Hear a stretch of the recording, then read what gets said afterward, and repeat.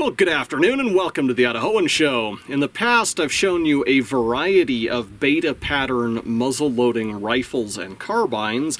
Today, I've got a beta pattern pistol. This is the same identical action and 50 caliber barrel, just built as a pistol. And if you've seen my video on 3D printing with Gizmodork's nylon, then you'll know how I made these grips.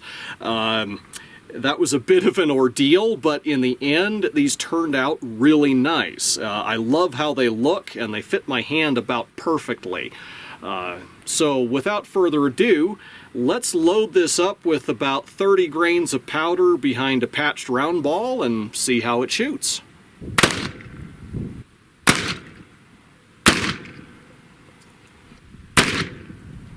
Well, it's grouping fairly well at 10 yards despite relatively primitive sights, just the fixed front blade sight and no rear sight.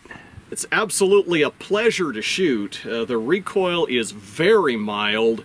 I was expecting recoil maybe comparable to a 9mm, but it's actually much less than that. There's very little kick at all.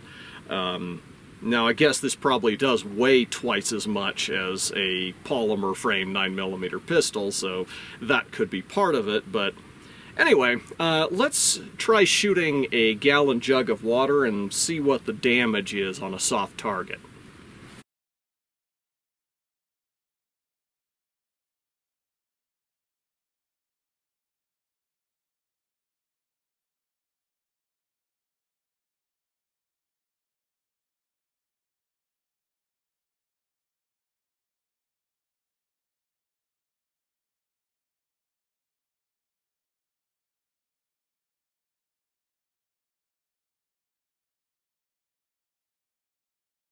Well, as you can see, we've got a nice clean entry hole, a little bit of split in the jug, kind of burst the jug around the seams, and then there's our exit hole.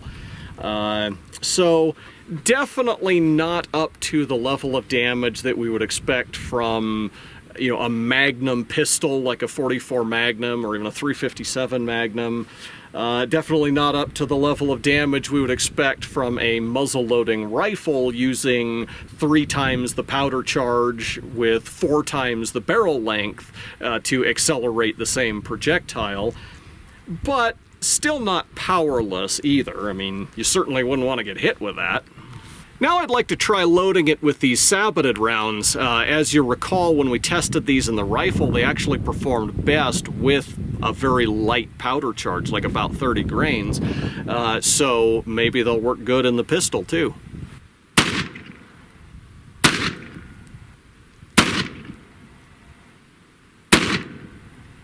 Well, looks like we've got some stability problems. About half of those are keyholing, and the group size has opened up a bit relative to the round balls. But, I mean, at 10 yards, that's still an acceptable level of accuracy.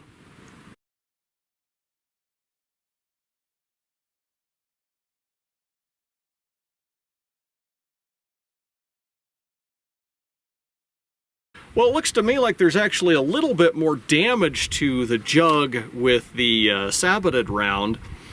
Which kind of makes sense. I mean, a tumbling conical bullet will dump its energy faster in a soft target than a stable round ball would. So, anyway, the final thing that I want to do today is see if we can get a chronograph reading from this pistol.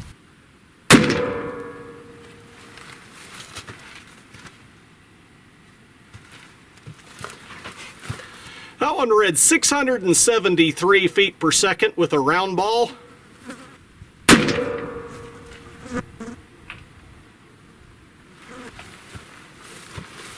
That one read 609.9, also with a round ball.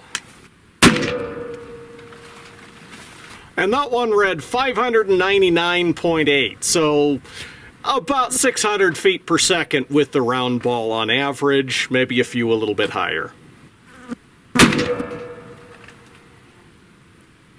Okay, with a sabot, that read 897.8.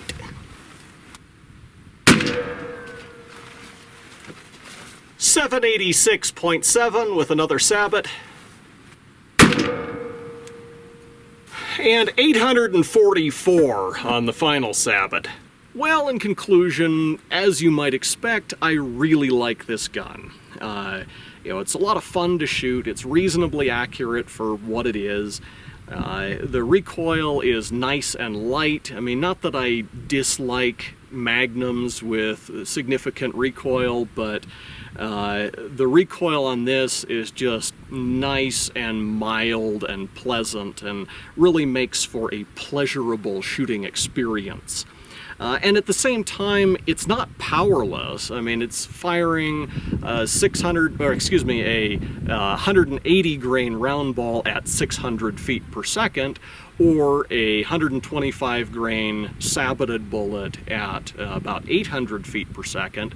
So that puts it more or less in the same power class with like a 38 Special. So yeah, I don't know what else to say about this gun, and looks like the wind might be coming up. So until next time, thank you for watching the Idahoan Show.